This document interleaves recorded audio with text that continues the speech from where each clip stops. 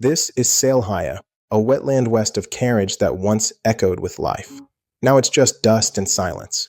When the water disappeared, so did the balance. But we're not blind anymore. Artificial intelligence can read 15 years of satellite data, rainfall, soil moisture, groundwater levels, and find the exact point where we went wrong. It's like giving Earth a memory. If AI could speak, it would tell us simple things, backed by millions of data points. Redirect water from seasonal rivers, but only when the soil can absorb it. Change irrigation schedules so the land can breathe again. Replant wind barriers where the dust begins. Let drones reopen the natural paths that once carried life. But even the smartest system can't care on its own.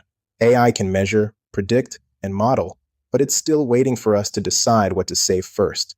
Maybe one day this place will shine again, not because of algorithms, but because we learned how to listen. But even the smartest system can't care on its own. AI can measure, predict, and model, but it's still waiting for us to decide what to save first. Perhaps, through our concerted efforts and the intelligent application of technology, one day this very place will shine brightly once more.